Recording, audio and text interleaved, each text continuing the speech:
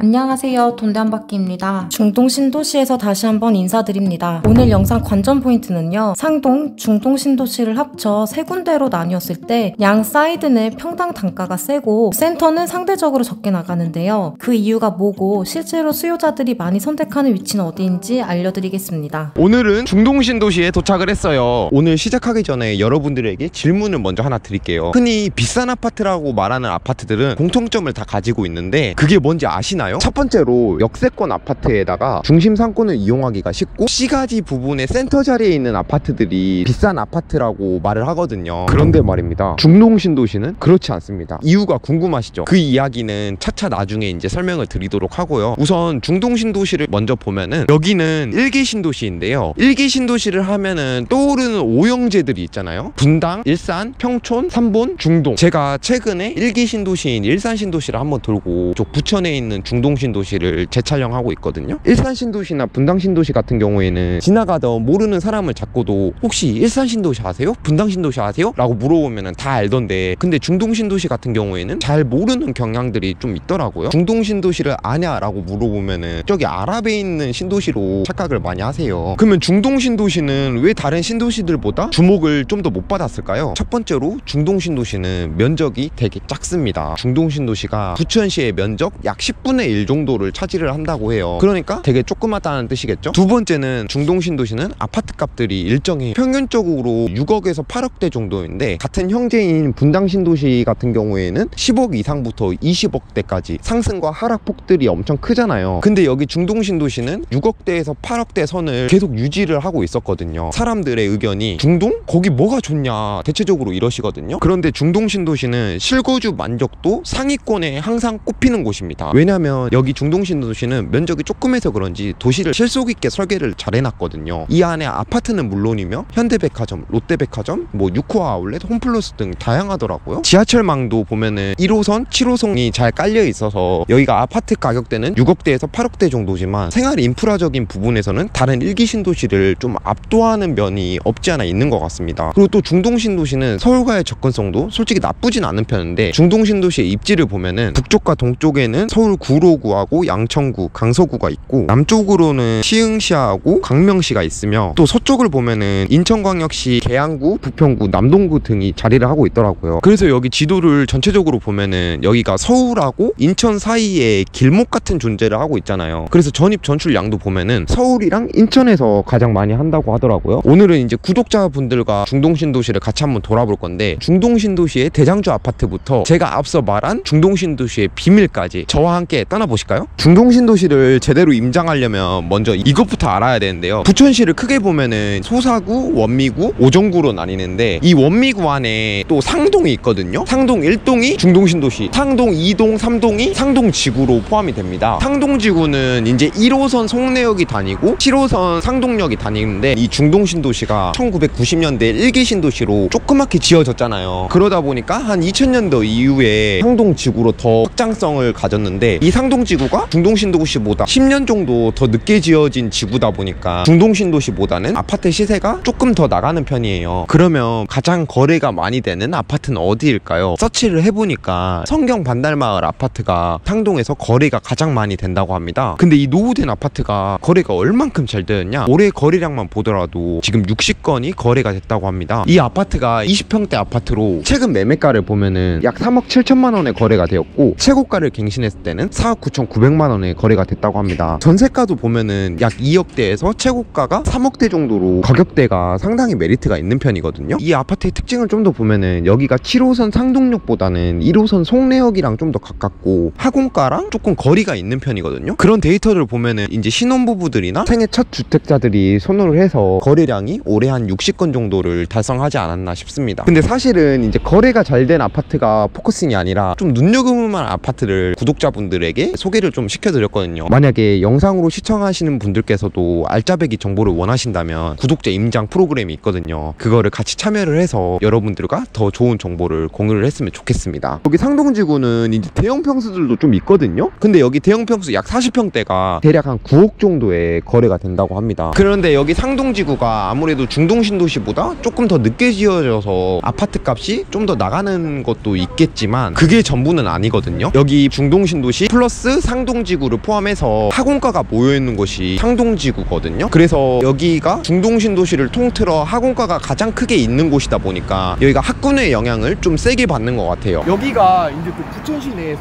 공부를 잘하는 학교 중에 하나로 꼽히는 상일중학교거든요. 실제로 여기 상동에 있는 학교들의 학업 성취도율을 보면은 석천중, 상일중, 상동중이 탑3 안에 들었거든요. 그리고 또 고등학교 같은 부분에서도 부천여고하고 상일고가 또 탑을 먹고 있어요. 이 데이터를 보면은 상동이 학군이 좀 괜찮기 때문에 학부모들의 수요가 좀 있을 거라는 것을 보여주고 있거든요. 그리고 그뿐만이 아니라 오면서 좀 봤는데 여기에 교통이 되게 좀 혼잡하더라고요. 왜 여기가 차가 많이 다니지? 라는 거를 제가 좀 자세히 보니까 근처에 고속도로 타는 곳이 있더라고요. 거기가 수도권 제1순환고속도로 초입이었는데 수도권 제1순환고속도로를 통해서 또 경인고속도로까지 탈 수가 있더라고요. 그래서 여기 상동에는 고속도로 망들이 붙어있다 보니까 여기서 서울이나 인천 다른 지역으로 나가기가 되게 수월해 보였어요. 제가 이제 상동지구에서 여기 중동신도시까지 계속 걸어왔는데 여기 보니까 유플렉스 같은 것도 되게 많고 상업지구나 중심 업무지구들이 되게 많이 있더라고요. 여기 중동신도시가 신도시 규모에 비해서 상업지구나 업무지구 등이 되게 큰 편에 속하거든요. 그 이유가 아까 전에 말씀드렸다시피 서울과 인천의 중간점이잖아요. 그래서 이 지리적 이점을 활용해서 경제 상업 중심지로 발전시키려는 계획이 있었어요. 기본적으로 중동신도시를 포함한 부천시는 베드타운 색깔이 짙거든요. 오정구 공업지대를 제외하면은 사실상 여기는 이제 기업은 없습니다. 그리고 이제 이쪽으로 가면은 저기 우뚝 솟은 아파트들 보이세요? 저렇게 한눈에 보기에도 나 대장주다라는 모습을 띠고 있잖아요. 1대장부터 가격을 차근차근 살펴보면은 11억 1,500만 원에 거래가 됐고 최고가를 갱신했을 땐 약 14억 8천만 원에 거래가 됐다고 합니다. 전세는 6, 7억 정도 생각하시면 될 것 같아요. 그 다음에 2대장인 가격을 한번 봐볼게요. 가격 차이가 솔직히 얼마 안 나긴 하는데 저기 아파트 최근 거래가를 보면은 13억인데 이게 최근 거래가가 최고가를 갱신했다고 합니다. 근데 여기는 전세가 한 7억 중반대로 조금 더 비싼 것 같아요. 근데 여기 두 아파트의 공통점이 1000세대가 아닌 999세대인데 이렇게 건축을 한 이유가 1000세대가 넘어가면은 건축 기준이 상향되기 때문에 999세대로 준공을 했다고 합니다. 이 두 아파트가 부천 중동신도시 센터 안에서 가격대가 가장 많이 나가는 아파트인데 이 신축 아파트 두 개를 제외하고 중동신도시 센터에 있는 아파트들이 가격대가 좀 더 저렴할까요? 여기 부천에 있는 중동신도시는 대장주는 물론이며 다른 아파트들도 1000세대가 다 넘지가 않거든요. 그리고 아파트를 한번 쭉 돌아보면은 주공 아파트들이 되게 많거든요. LH로 지어진 것들. 여기 중동신도시의 3, 4동에 주공 아파트들이 왜 많냐면 원래 중동신도시가 한국토지공사, 주택공사, 부천시 세 기관이 합동해서 지은 신도시거든요. 그래서 한국주택공사가 담당한 중 3, 4동 같은 경우에는 주공 아파트가 많은 거예요. 아까 저희가 첫 번째로 갔던 상동 쪽 같은 경우에는 고속도로도 타기가 쉽고 학원가 같은 것도 그쪽에 다 모여 있었어요. 근데 이 중앙 쪽을 보면은 학원가 같은 것도 거의 없고 고속도로 같은 경우에도 그거를 타려면 조금 더 나가야 되는 실정이에요. 그래서 사이드 쪽에 있는 아파트들이 조금 더 가격이 나가지 않나 싶어요. 마지막으로 깔끔하게 정리를 해보자면은 녹지공원이 되게 많고 그 다음에 고속도로 전출입이 쉬우며 학원가와 가까이 있는 곳들이 평당가가 조금 더 높게 측정되지 않나 싶습니다. 오늘 저희가 중동신도시를 쭉 한번 돌아봤는데 중동신도시에서 꼭 가봐야 될 곳이 있다던가 중동신도시에 대해 다른 의견을 가지고 계신 분들은 댓글로 남겨주시면 감사하겠습니다. 그럼 다음 주에 뵙겠습니다.